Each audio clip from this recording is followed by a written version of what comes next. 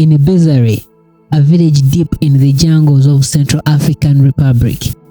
A Russian soldier kicks a door open for one of the suspected houses to be harboring enemies. What can be heard next from other sides of the hills are bullets and screams of women and kids as they are being butchered by these soldiers. When you zoom out of Bezare and focus on the whole of Africa, what just happened in Bezare is happening in most of these sub-Saharan African states like Mali, Mozambique, Sudan, Libya, and more. The truth is, Russia is at a full war with Africa, and this war is costing a lot in numbers of human lives being lost. What Russia wants in Africa, everyone knows, from political influence to access to natural resources. But the biggest question is, why is Africa allowing such?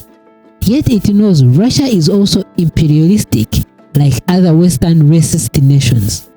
And how did Africa reach to this stage of hiring external mercenaries to fight its own insurgencies?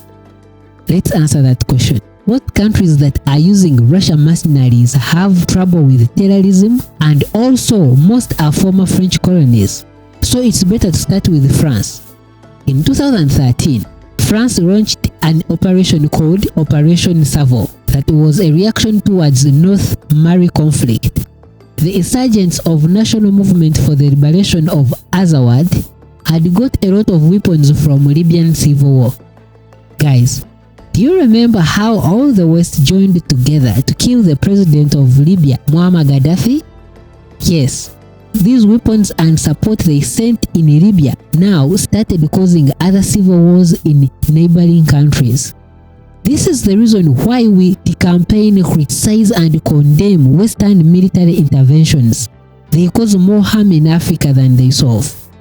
So, Operation Savo failed miserably and was replaced with Operation Backhand, which also failed miserably and was ended in 2022. This left the whole of Sahel region in conflicts, civil wars, and as a center and incubation hub for terrorism.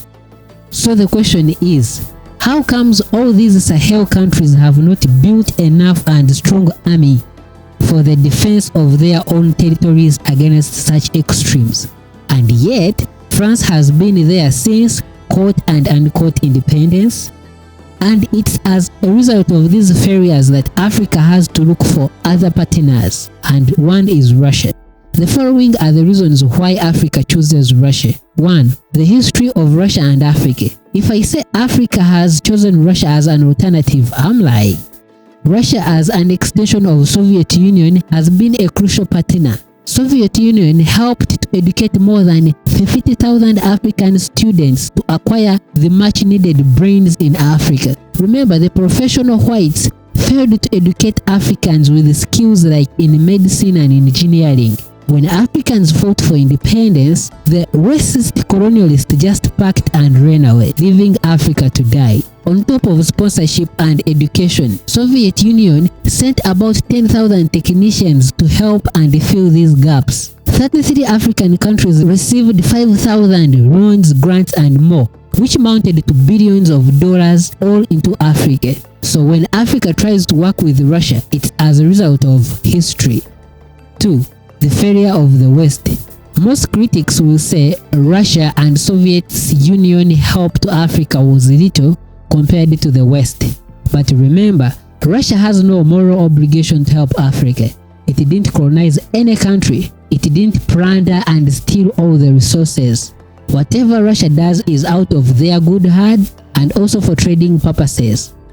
And by juxtaposing that with countries that owe Africa reparations but still continue stealing trillions from Africa, Russia becomes a lesser evil. 3. Russian invasion of Ukraine. Since the fall of Soviet Union, Russia's interest in Africa had plummeted, but with the threat and expansion of NATO, Russia had to pivot. Then add that to how Africa overwhelmingly failed to cancel Russia for this invasion. This cemented the relationship between Africa and Russia. Some people will say Russia used the food to buy African voices, but that's a far cry. Within a year, Israel attacked and started a genocide in Gaza.